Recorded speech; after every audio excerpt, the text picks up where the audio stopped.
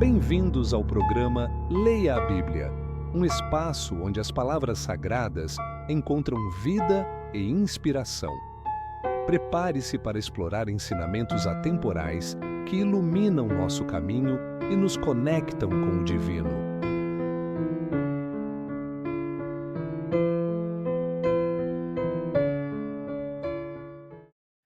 Bom dia, eu sou o Adriano, esse é o programa Leia a Bíblia.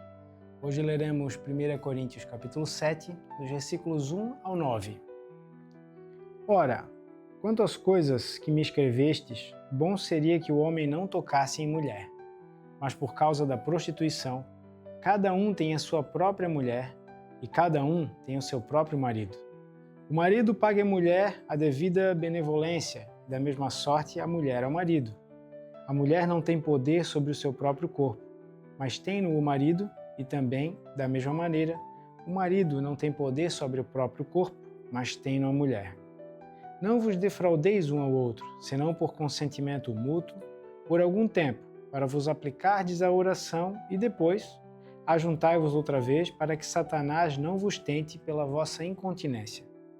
Digo, porém, isso como que por permissão, e não por mandamento. Porque quereria que todos os homens fossem como eu mesmo, mas cada um tem de Deus o seu próprio dom, um de uma maneira e outro de outra.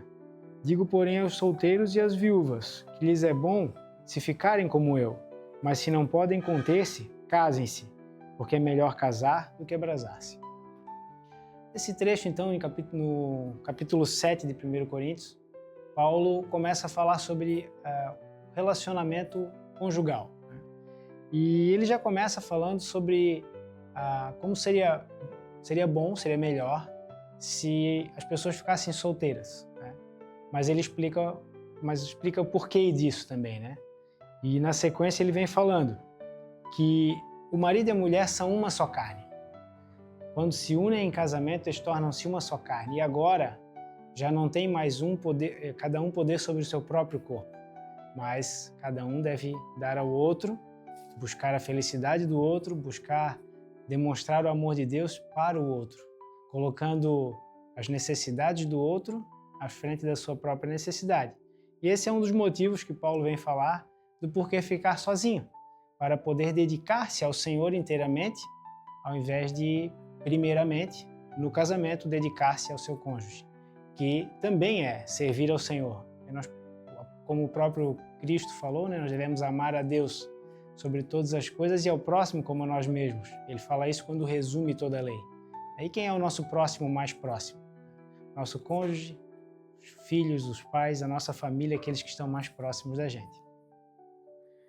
E ele continua falando, mas se por causa da prostituição então, e no versículo 9 ele fala se não podem conter-se, é melhor casar do que se abrasar, e por causa da prostituição então que cada um tenha o seu próprio cônjuge, né? O marido tem a sua esposa, cada esposa tem o seu marido. E em Efésios, no capítulo 5, versículos 22 ao 32, nós vemos mais orientações com relação ao casamento. Vós, mulheres, sujeitai-vos a vosso marido como ao Senhor, porque o marido é o cabeça da mulher, como também Cristo é o cabeça da igreja, sendo ele próprio o salvador do corpo. De sorte que, assim como a igreja está sujeita a Cristo, assim também as mulheres sejam em tudo sujeitas a seu marido. Vós, maridos, amai vossa mulher, como também Cristo amou a igreja e a si mesmo se entregou por ela, para a santificar, purificando-a com a lavagem da água pela palavra, para apresentar a si igreja gloriosa, sem mácula, nem ruga, nem coisa semelhante, mas santa e irrepreensível. Assim devem os maridos amar a própria mulher como ao próprio corpo. Quem ama a sua mulher, ama-se a si mesmo. Porque nunca ninguém aborreceu a própria carne, antes a alimenta, sustenta, como também o Senhor a igreja, porque somos membros do seu corpo. Por isso deixará o homem seu pai e sua mãe, e se unirá à sua mulher, e serão os dois numa só carne.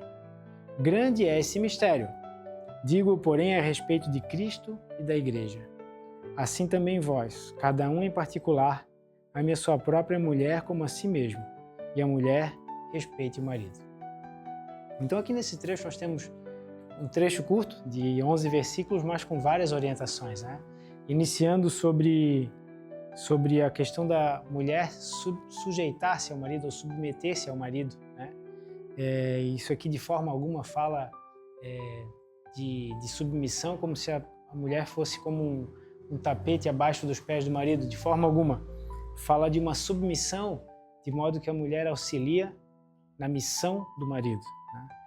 E ele explica de que forma isso acontece, da mesma forma como Cristo e a igreja, porque Cristo é o cabeça da igreja, assim como o marido é o cabeça da mulher. A mulher auxilia na missão do marido, assim como a igreja, o corpo de Cristo, está trabalhando em missão, né, na missão de Cristo. Ele fala ainda, o marido amar a esposa como Cristo amou a igreja e se entregou por ela, cuidando com todo cuidado e fazendo tudo em prol da sua esposa, né? É interessante que no versículo 32 ele fala que isso é um grande mistério, mas não está falando do casamento, está falando com relação a Cristo e a igreja. E no versículo 33 ele fala algo importante aqui: o marido ame a mulher e a mulher respeite o marido. E por que ele fala dessa forma? O marido não precisa de amor também, a mulher também não precisa de respeito? Lógico que sim. Entretanto, ele está ligado, está falando isso com relação à facilidade que o homem e a mulher têm de demonstrar certas coisas. A mulher demonstra mais facilmente o amor, o homem demonstra mais facilmente o respeito. A mulher entende mais facilmente o amor, o homem entende mais facilmente o respeito. Então, por isso ele chama a atenção para estarmos atentos a essa situação e nos preocuparmos em demonstrar o amor, demonstrar o respeito de uns para com os outros. E quando ele fala no versículo 32 sobre esse mistério, falando com relação a Cristo e a igreja, é porque o relacionamento conjugal entre marido e mulher é um relacionamento que, à vista dos homens, é uma representação do relacionamento de Cristo com a igreja, com o seu corpo.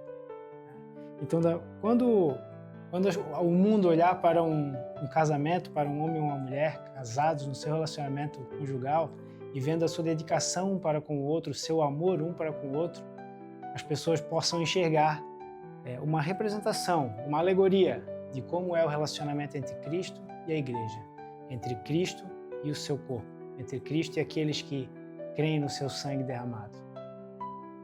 E por isso, exatamente por isso, o casamento e a família é tão atacado pelo inimigo, para que os nossos relacionamentos conjugais hoje em dia não possam representar essa pureza de relacionamento, que as pessoas não consigam enxergar e entender como funciona o relacionamento de Cristo para com a sua igreja e a doação de Cristo para com a sua igreja e a submissão da igreja para com Cristo quando vem o relacionamento conjugal. Por isso, o casamento, então, é tão atacado nos dias de hoje. E por isso Paulo nos chama a atenção de que forma devemos viver esse matrimônio para que possamos ser uma representação do amor de Deus, do amor de Cristo representado através da sua igreja. Reflita sobre isso e tenha um excelente dia. Obrigado por assistir o programa Leia a Bíblia.